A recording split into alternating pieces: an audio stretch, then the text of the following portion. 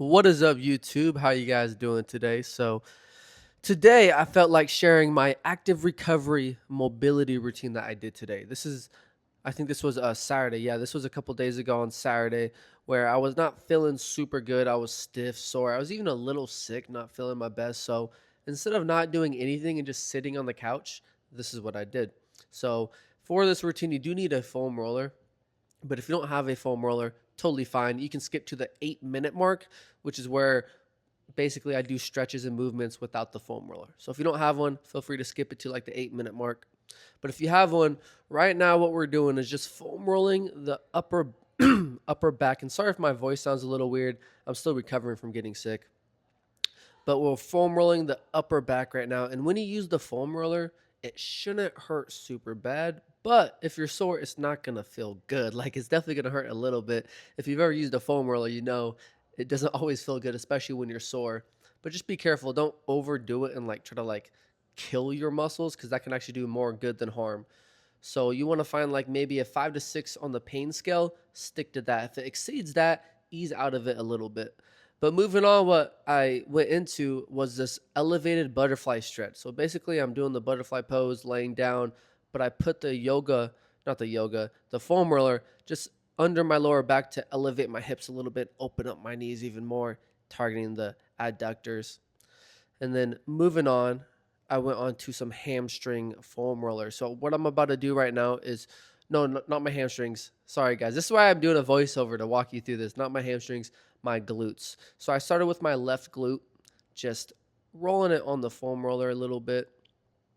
And sometimes I pause, you guys. Sometimes I'll pause at a specific point. Like if I feel a really tender spot, I'll pause there and kind of just breathe into it and let it open up. But right now I'm just rolling back and forth.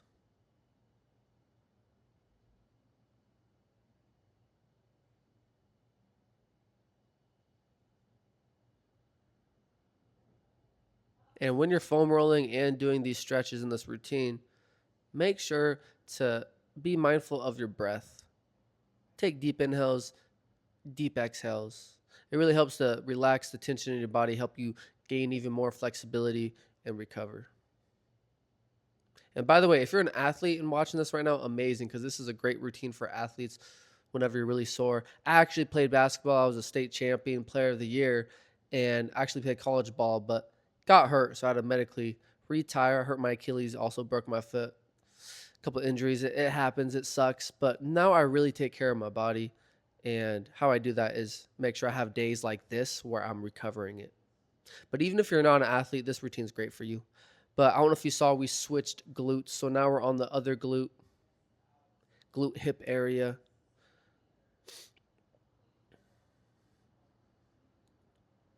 And again, it shouldn't hurt too bad. But after that, now we're moving on to the hamstring. So I went onto my left hamstring.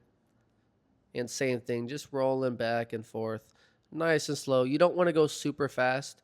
You want to go slower because that actually helps to really open up those deep, tight muscles and even that scar tissue if you have scar tissue.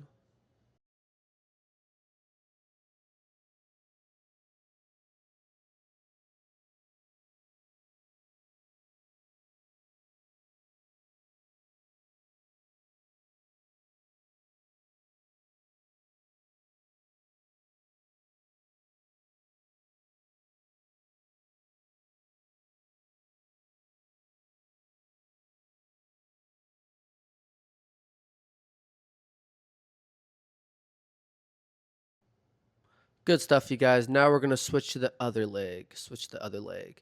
And by the way, when I'm using the foam roller, I don't really use like a set timer. You can do that if you want, like use the stopwatch on your phone or something. But I kind of just foam roll until it feels good. That's kind of how I like to do it. But feel free to do your own thing because you can also do this routine, uh, or you could foam roll anytime throughout the day. Like you don't have to turn this video on to foam roll. You can also just do it during your lunch break or first thing in the morning, real quick for 3 minutes. But yeah, just feel free to do whatever you want, time it, or like I like to do, just stop whenever it feels good.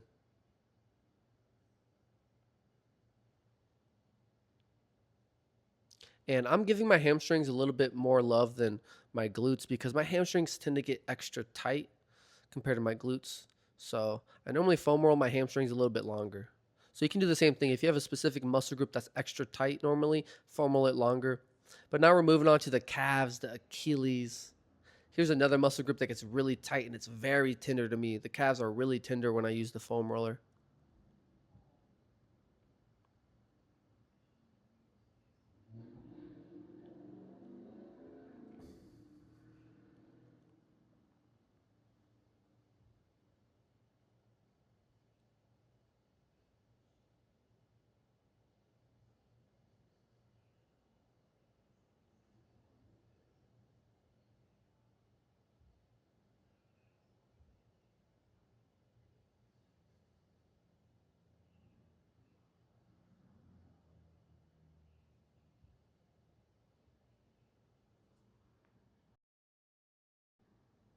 Good job. Now we're going to switch sides. So now we're not using, doing the foam roller on the right calf.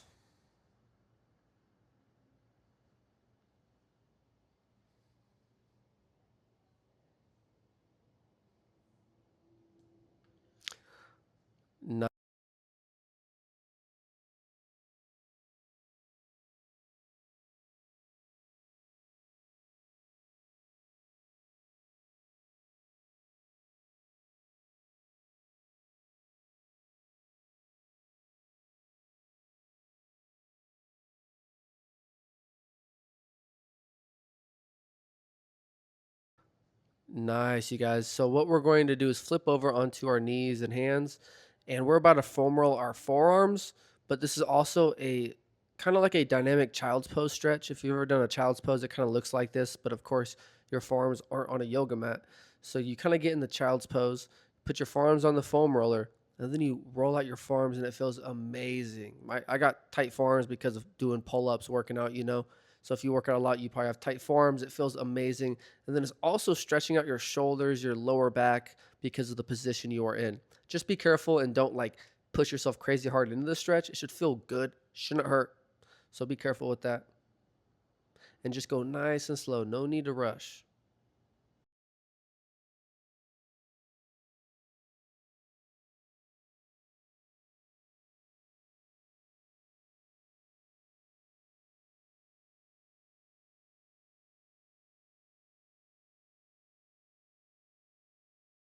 But that is the last of the foam roller. So we're going to be done with that for the rest of this routine.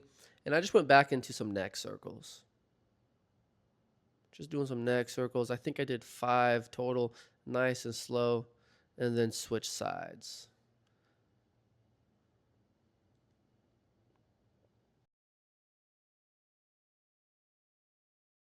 And then grab your foam roller, put it aside. We're not going to need it no more. Get it out of the way. And we are going to come onto our butt, sit down. Knees are going to be bent. And this is one of my favorite movements, windshield wipers. Great for the hips, just opening them up, loosening them up. Also hits the shoulders a little bit too, and even the lower back. But we're just doing a couple reps, and then we're going to come up into a reverse bridge, reverse tabletop, whatever you want to call it. This is an awesome stretch for the shoulders. This is just a good one. I love this movement. It also strengthens your glutes, your posterior chain, but you can lower down. And now we're going into a shoulder stretch. So you kind of have your arms behind your body, and then we're back up into another reverse bridge, back down. Good stuff, you guys. Now we're going to basically go into this 90-90 stretch. You'll see it on the screen right now. You go into that 90-90, then switch sides, rotate through your hips, and then lower down a little bit, stretch out your glute. And this is what we're going to be doing for the next minute or so. Just go nice and slow and focus on deep inhales, deep exhales, really exhaling out all the tightness in your body.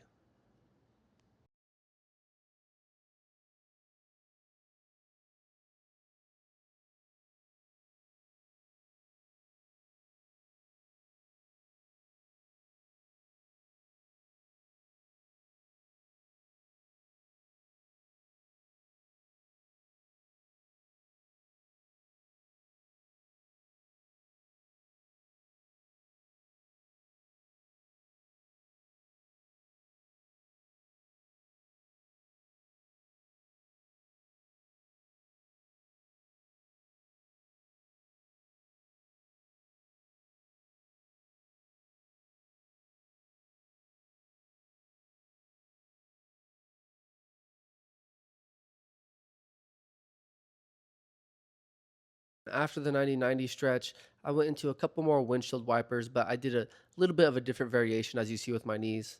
They're a little bit wider apart, my knees and feet. But just did a couple more of these to lubricate those hips, really open them up. And then you're going to move into a tabletop position, hips stacked over knees, shoulders stacked over your wrists, and we're going into some cat cows. And the cat cow, you guys, is one of my favorite movements to do. It's probably top five, you guys. Like I do it every day. There's a couple other stretches, maybe the downward dog, which we'll do today. A couple other ones that are just up there too with the cat cow. But I love this movement. Great for the spine. Opens up the shoulders. Helps with a tight neck. Opens up those hips. So good for you. But now what we're gonna do is move into a back bend. This is kind of like a up dog, but your knees are on the ground, and then you're gonna lower down into a child's pose. But we're not gonna stay at each position too long. We're kind of rocking back and forth between the back bend and the child's pose. But move slow and controlled. Just because you're moving back and forth doesn't mean you gotta do it forcefully. Lower into it easily. And be careful with the back bend. When you guys are doing this, especially you don't stretch much, you don't want to overstretch your back. So you'd rather be safe than sorry. But now we're going to move into a downward dog.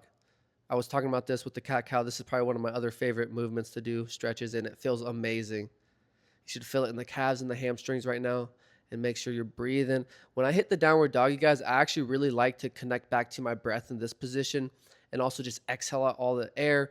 But now we're going into another back bend, but this time the knees are off the mat. However, if you need to, do it with your knees on the mat, because if some of these movements are just too hard for you right now because you're new to yoga and mobility, I'd rather you be safe than sorry. So take it nice and easy at your own pace.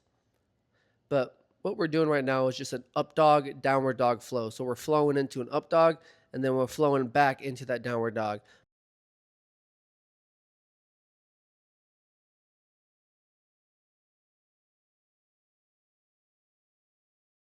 But what we're moving into next is a lizard lunge, you guys, on the left side. So your left foot comes on the outside of your hands.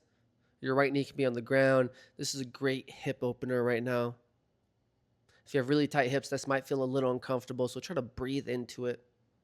And then moving on, this is what I decided to do. This is optional, but I went into a lizard lunge twist with my elbow on the ground, and then I started doing some arm circles with my left arm, just nice and slow. This is one of my favorite movements, but it's more advanced. So if you're not this mobile yet, just do a normal lizard lunge that you saw in the beginning. But now we're in a kneeling half split, stretching out the left hamstring.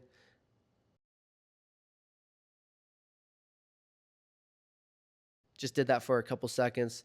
And then we're moving into this position right here. I actually don't even know the name for this position. This is a good little back opener though. It's a side bend. It's a little bit more challenging, so you can try it if you want. And then we're moving into this runner's lunge. And then we're going back into this kind of like a pyramid pose. And then back into a runner's lunge, just flowing back and forth.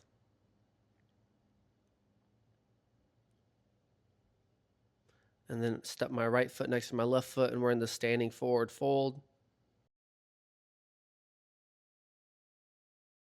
And then you're going to slowly roll up to standing, one vertebrae at a time, nice and slow. Reach your arms over your head, little back bend, and then exhale and release back down into that standing forward fold.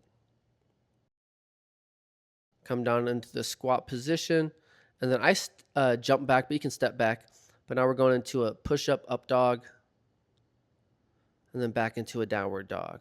And by the way, if this is your first time doing this routine, just stick to it. Do it more than one day in a row, and you'll get used to this flow, and it won't be so hard to do. But now we're going into a lizard lunge on the right side. Stay here, or feel free to go to your left elbow and do those arm circles if you want. But as I was saying earlier, the more you do this routine, the easier it will be because you just know what to do and you don't have to watch me so much on the screen and listen to what I'm saying. You kind of just know what to do. So try to stay consistent and do this routine more than one time, you guys.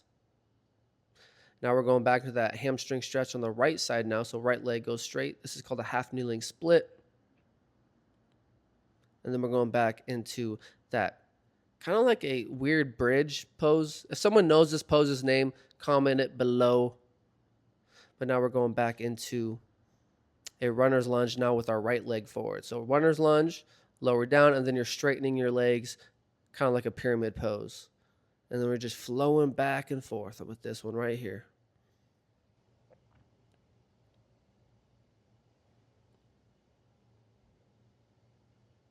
Step your left foot next to your right foot. We're in that standing forward fold again. And then we're going to slowly raise up to standing. Bring your arms over your head. Make sure you're taking a deep inhale in, little back bend, and then exhale out all the air in your body, lungs, everything, and then release back down. You can hop back or step back into a push-up position, then into a back bend up dog, and then back into a downward dog.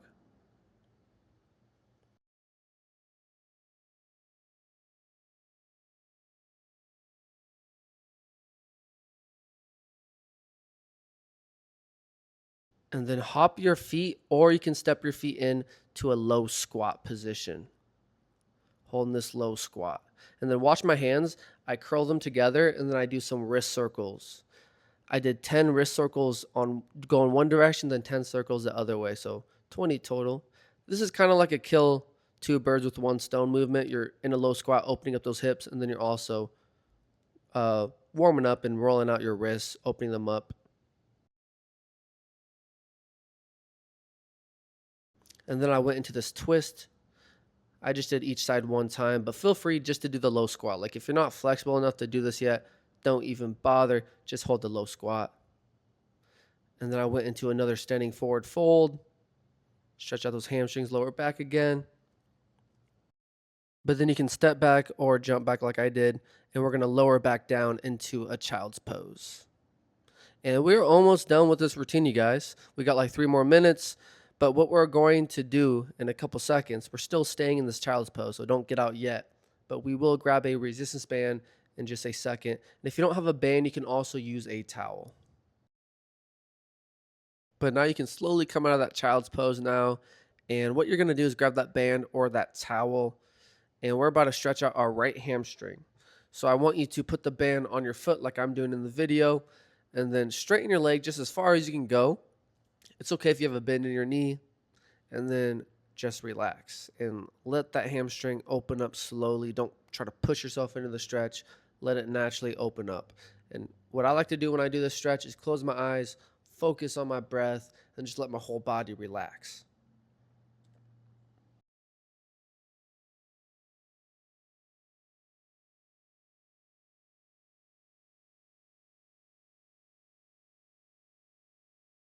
But now we're going to drop our right leg to the outside of our body, targeting the right growing area, the adductor, stretching it out.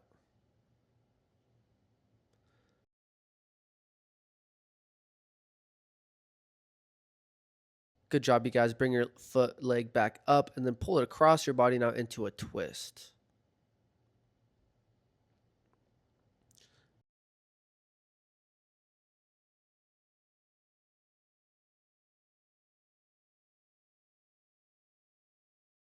Bring your leg back up into that hamstring pose that we did in the beginning.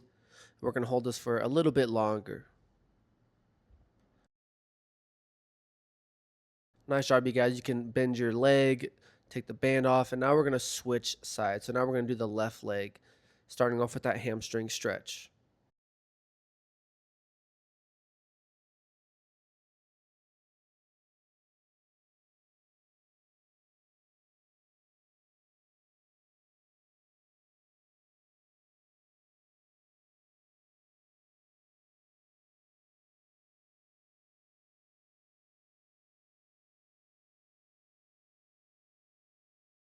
And then slowly open up that left leg to the side, stretching out that left adductor, left growing area.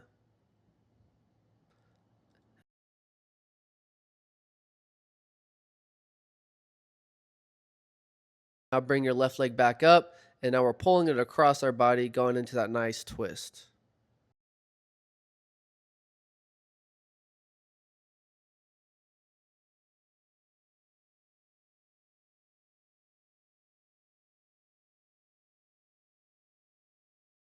Okay, bring your leg back up.